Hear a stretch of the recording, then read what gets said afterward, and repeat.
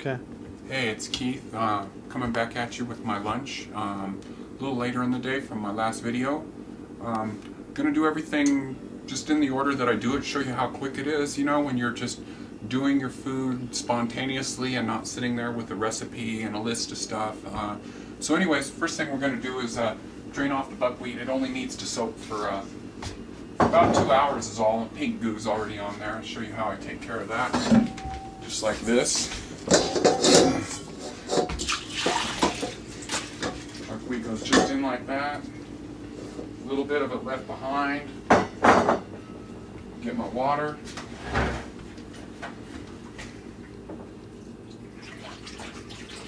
A little bit like that. Pour the rest of it in. And then you want to get rid of, see all that kind of like flax seeds there. You know, you want to get rid of that with the buckwheat. So just pour that in there.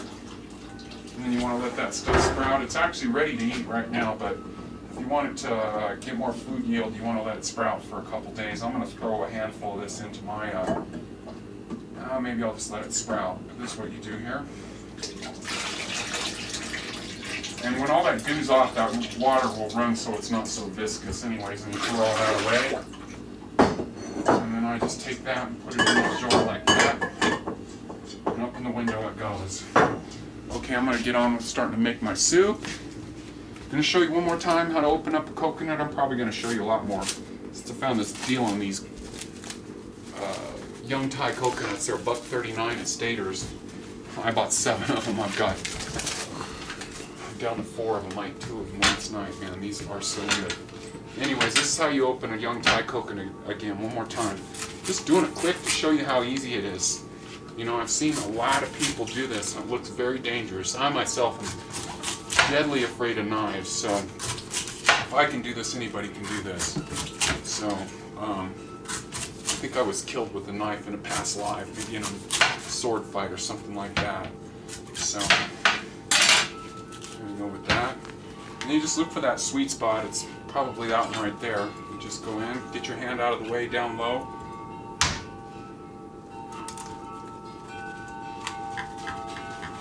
Didn't get it in too good this time. Just keep wiggling it around. This one's going to be a clean one, I can already tell.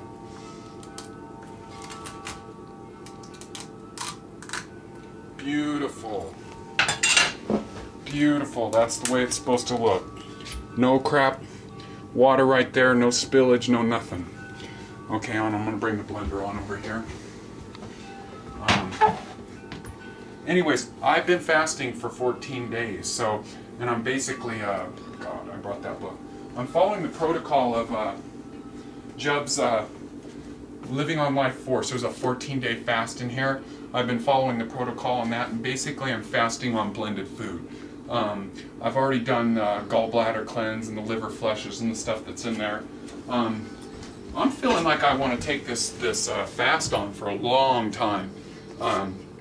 I was at the Best Weekend Ever, and I saw Truth Calkins, talked to him quite a bit, as well as paying for a consultation with him.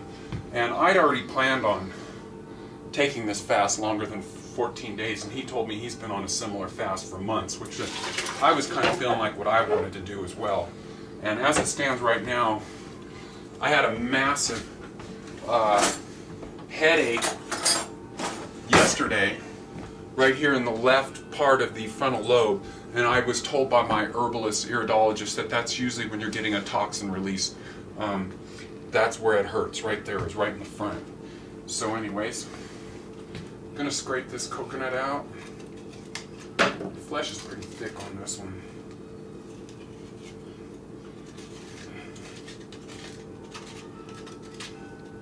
You know, I don't have anything ready. I don't like most people when they do demos, they have all their little bowls and everything already. I just throw this stuff together. And I want to show you me throwing it together so that you can go about it in the same way. You know, you don't need to be hung up on this or that or whatever. Throw all that stuff in the blender, get it going in layers. You know, and then adjust it at the end. Just go with what you have. Anyways, I'm going to take that, that's pretty clean in there, clean off the cap. And this is going to wind up being my Thai soup. Almost everything I do kind of has an Asian slant to it. So I'm going to take my Irish moss that I had soaked, put the whole thing in there. It's a handful, and when you soak it, it grows about, I don't know, it looks to me like 5 to 7 times, maybe even 10 times. So I'm going to throw a little bit of my chocolate tea in there. I always rarely use water. I always use my teas, you know, because you get a chance to put all those other nutrients in there.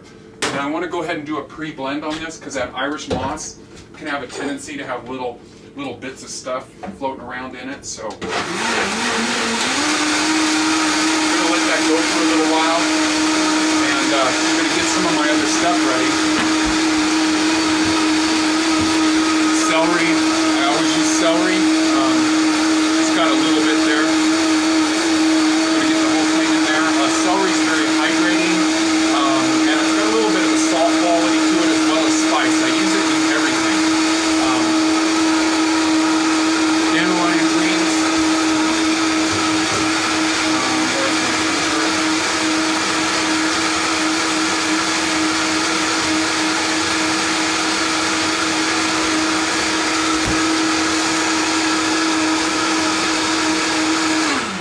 This is ready. We don't really want to run that until you heat it up, and it's going to be kind of thick and gooey because the Irish moss thickens stuff up.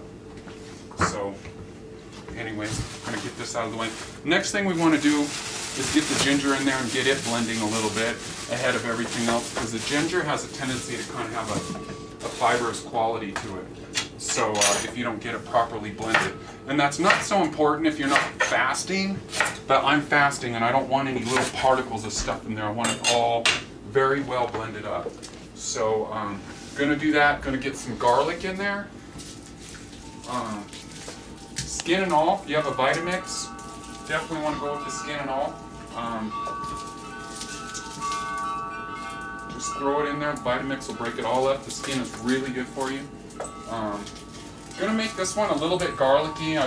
It's good to kind of take a break from the garlic every now and then, because garlic is, although it's really a blood purifier, it does also have a toxic effect to it, as does a lot of food. But garlic especially, it's good to every now and then take a little break from it.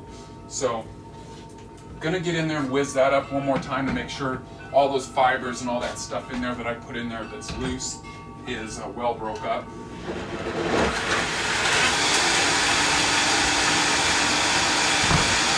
I'm going to chop up my celery right now.